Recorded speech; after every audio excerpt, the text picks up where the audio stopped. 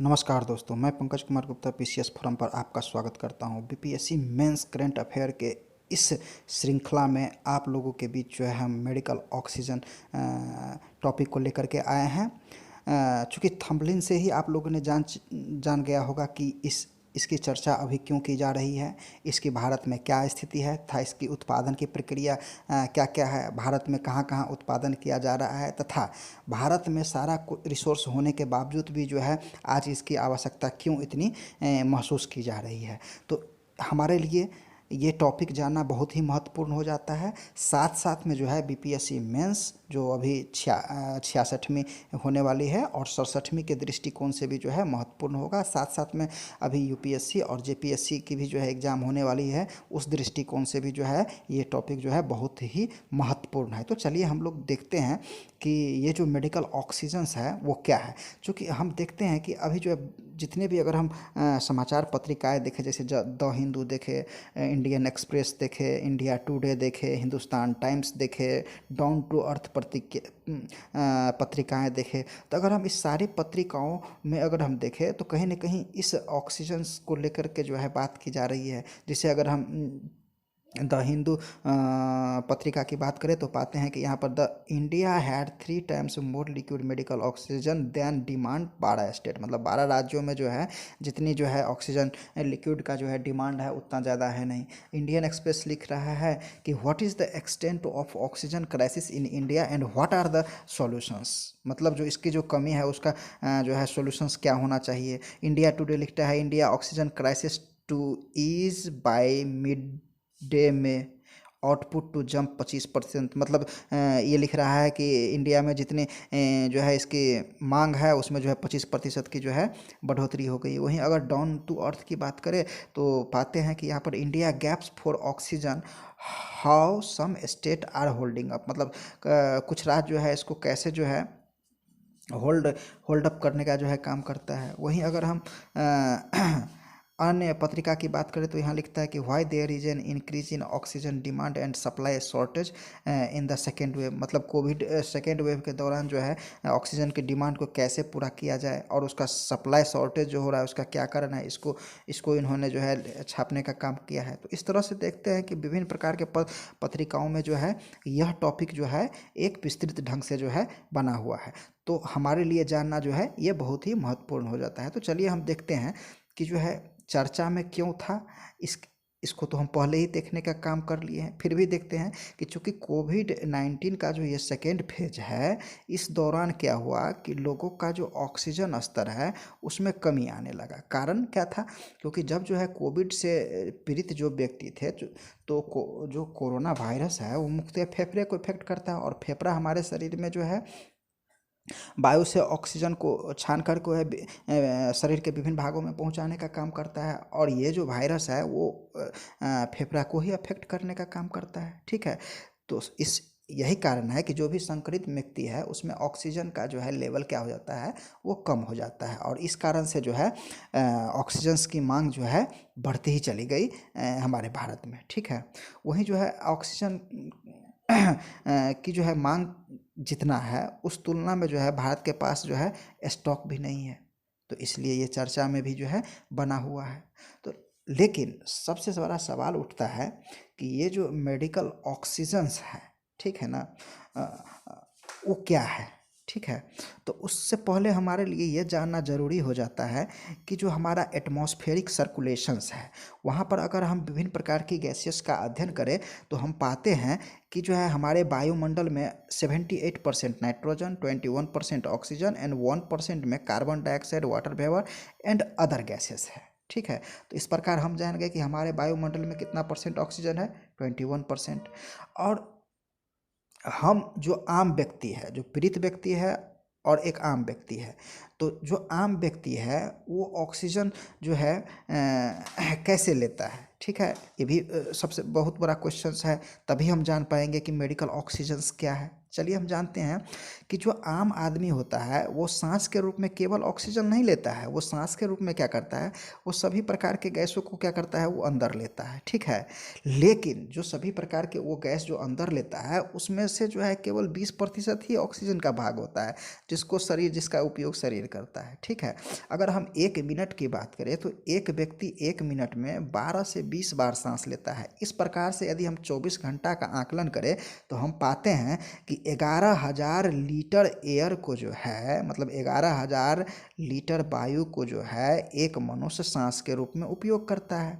और इस 11,000 लीटर वायु में से केवल 20% ऑक्सीजन, मतलब लगभग 550 लीटर ऑक्सीजन का उपयोग 24 घंटा में एक व्यक्ति के द्वारा आमतौर पर या सामान्य स्थिति में किया जाता है, ठीक है।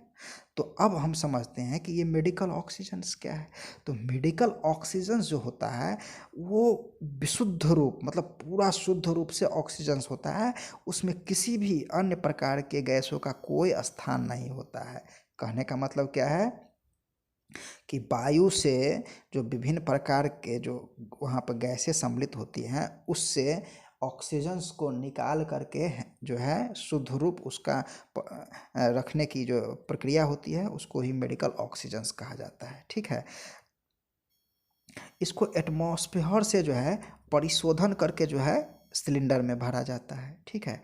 अब सवाल उठता है कि इसकी आवश्यकता क्यों होती है हमको। तो चूँकि हम अभी अभी ही देखे, कुछ देर पहले देखे थे कि व्यक्ति के फेफड़ों को काम नहीं करने पर जो है शरीर में O2 की मात्रा घट जाती है और इस O2 की मात्रा को बढ़ाए रखने हेतु जो है डायरेक्ट प्रत्यक्ष रूप से जो है O2 को उसके फेफड़ों तक पहुंचा दिया जाता है ताकि व्यक्ति कुछ समय तक जीवित रह सके और उसका ट्रीटमेंट जो है किसी अदर मेडिकल ड्रग के द्वारा जो है कर दिया जाए, ठीक है।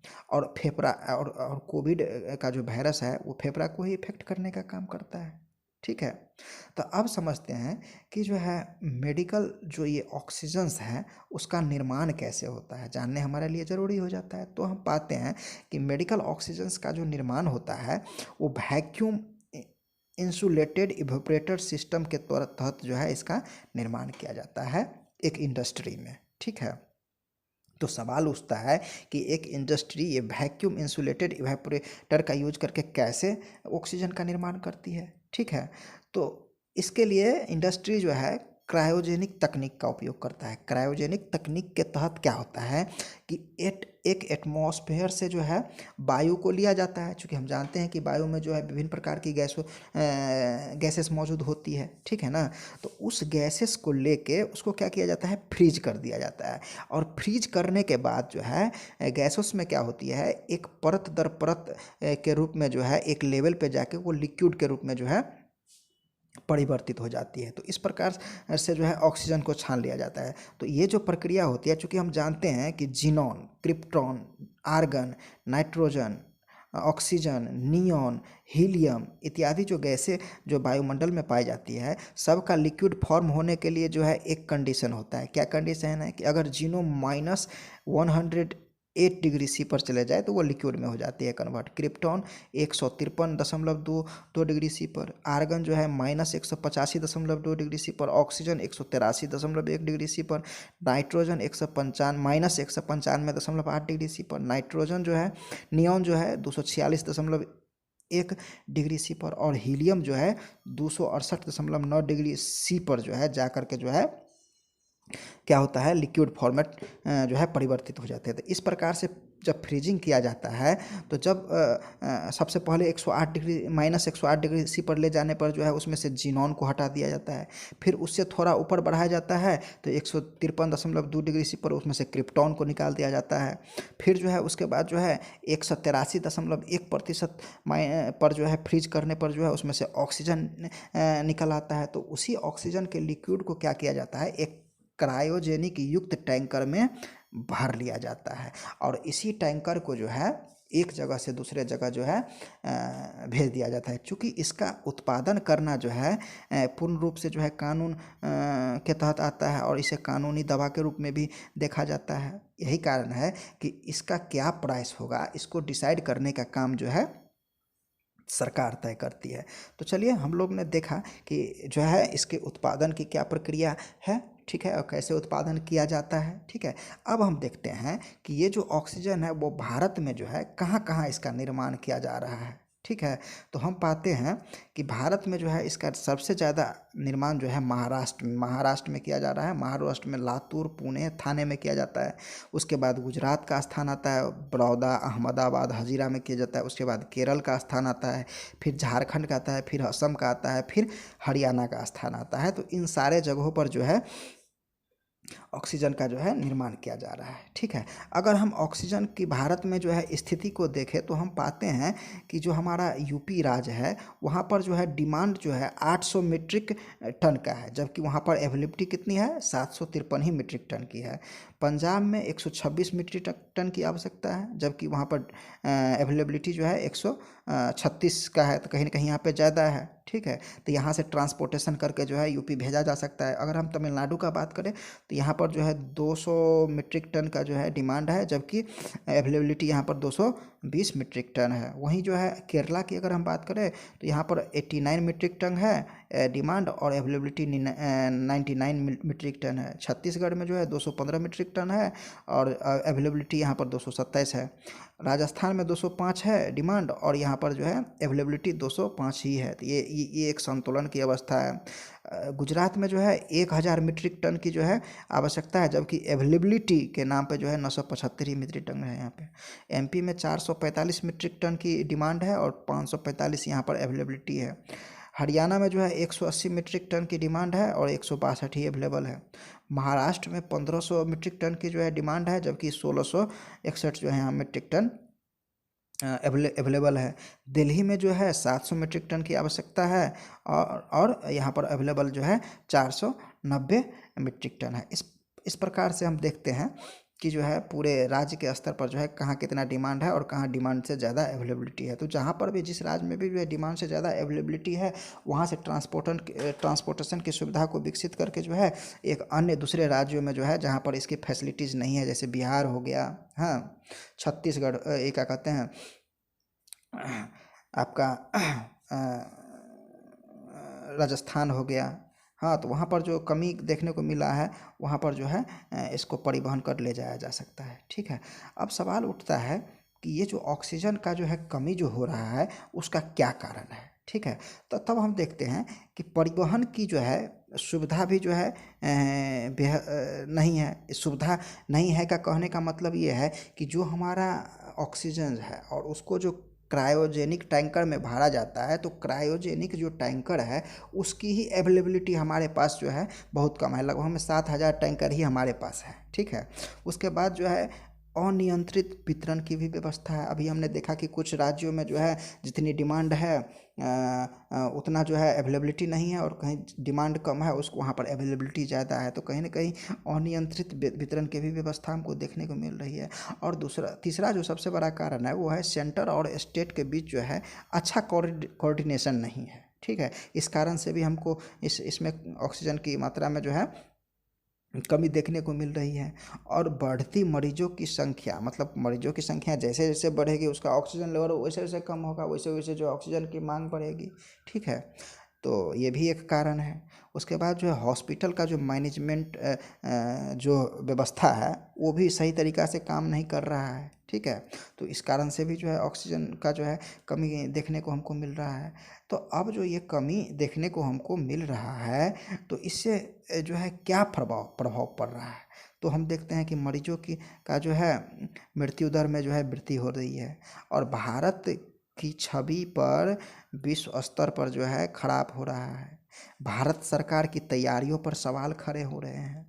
भारत की स्वास्थ्य व्यवस्था कैसी है इस पर भी सवाल खड़े हो रहे हैं, जो बहुत बहुत बड़े बड़े मुद्दे हैं। और चूंकि भारत अभी एक निम्न विकसित के देश के तौर पर जाना जाता है और जो है यूएनओ में जो है एक अस्थाई सदस्य के रूप में भी जो है जाने जाने लगा है। तो इस अवस्था में इस तरह का प्रश्न खड़ा होना भारत के लिए कहीं न कहीं बुरा तो है।